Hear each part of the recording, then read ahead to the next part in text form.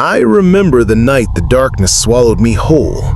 The cold pavement pressed against my cheek, and the metallic taste of blood filled my mouth. Sirens screamed somewhere far away, but they felt like echoes from another world. I had been shot twice, and every heartbeat felt like it was draining the last ounce of life from me. My vision blurred, and I thought of the people I had hurt, the crimes I had committed, and the blood on my own hands. I was not afraid of dying. I had lived with death all around me. But what came next terrified me. I felt a pull, like something was dragging me down into a place darker than death itself. What I saw in that darkness will haunt me forever. Before I continue, I want to pause and thank you for being here. To every new and returning viewer, I want to say a big thank you. If you have already subscribed to this channel, I truly appreciate your support. And if you are watching this for the first time, I cannot wait for you to hit that subscribe button because it fuels this channel and allows stories like mine to reach more people who need to hear them. Please also share your thoughts and reactions in the comments because they mean more than you can imagine. Now, let me take you back to where this all began. My name is Manuel, and I am in my late 40s now. But the story I am about to share began decades ago in Albuquerque, New Mexico. I grew up in a broken home, surrounded by anger, addiction, and poverty. My father walked out when I was 10, and my mother worked double shifts just to keep food on the table. The streets became my teacher, and the gangs became my family. By the age of 15, I was already carrying a gun, chasing power, and numbing my emptiness with drugs and alcohol. I will be honest with you, I did not care about God. If he existed, I thought he had abandoned me a long time ago. Church was just a building I passed by, never a place I wanted to enter. The only prayers I heard were at funerals, and even then they felt hollow. Violence was my way of life. Every day was about survival, respect, and reputation. Deep inside, though, I carried a rage that never went away, and a loneliness that no drug or woman could ever fill. It was July 1997 when everything shifted. A deal had gone wrong, guns were drawn, and that night, as I bled out on the streets of Albuquerque, my journey into hell began. The moment the bullets tore into me, it was as if time slowed down. One struck my chest, another ripped through my side, and I dropped instantly. My body shook violently as I gasped for air. I could hear shouting, tires screeching, then silence.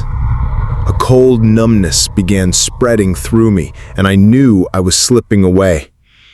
My vision darkened until the streetlights above me looked like faint candles in the distance. Then, in an instant, the pain disappeared. I thought I was dead. My body was lying on the ground, but I was standing beside it, watching paramedics rush toward me. I wanted to scream, but no sound came out. Then suddenly I felt a force pull me backward, away from the scene. Faster and faster I was dragged into a tunnel of darkness so thick I could not see my own hands. The sound of my heartbeat was replaced by a deafening silence, then by faint cries that grew louder as I was pulled deeper. The darkness gave way to a place I cannot fully describe without trembling. The air was heavy and choking, filled with the stench of sulfur and burning flesh. All around me, flames erupted like waves from the ground, and yet the darkness never lifted. I heard screams, endless, gut-wrenching screams echoing from souls trapped in agony. Their cries were filled with regret, begging for mercy, but no mercy came. I tried to run, but the ground beneath me was alive, shifting like molten lava mixed with ash. Then I saw them, figures that looked human but were twisted beyond recognition, their faces frozen in torment. They reached out to me, not for help, but to pull me into their misery. Demonic creatures lurked in the shadows, their eyes glowing red, their claws dragging souls into pits of fire. The heat was unbearable, searing my skin, and yet I did not die. I realized that death here was not an escape, it was an eternal prison. Terror filled me like never before. I thought I was tough, a gang member who feared nothing, but in that moment, I knew fear in its purest form. I heard a voice whisper close to my ear, mocking me. "This is where you belong." Another voice screamed from the distance, "You wasted your life. You wasted your soul." Every detail of my sins replayed before me, every man I had hurt, every lie I had told, every moment I had rejected God. The weight of guilt crushed me until I could not breathe. I fell to my knees screaming, but my voice was swallowed by the cries of millions. But then, just when I thought I was lost forever, I felt something. A presence. It was faint at first, like a breeze cutting through the smoke. I froze, my heart pounding. I was not alone in that place of torment. In the middle of that torment, when every scream around me said I was finished, something cut through the chaos. A light, brighter than fire but not blinding, broke into the darkness. The demons shrieked and pulled back. The heat that had been searing my skin suddenly lost its grip, and I felt a peace that did not belong in that place. Then I heard it, my name, Manuel. It was not shouted, yet it thundered in my soul. The voice carried authority, but also mercy. I lifted my head, and in that moment I saw him, not with my physical eyes, but with something deeper inside of me. It was Jesus. His presence was undeniable. The flames bent away from him. The darkness trembled before him. I fell to my face, sobbing not from fear, but from the weight of my unworthiness. "Your time has not yet come," he said. "I have shown you this so that you may warn them. Go back and tell them that I am real.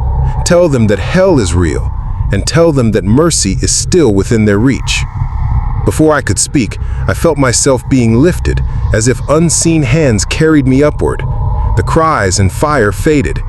The next thing I knew, I was opening my eyes in a hospital bed, machines beeping, tubes running from my arms.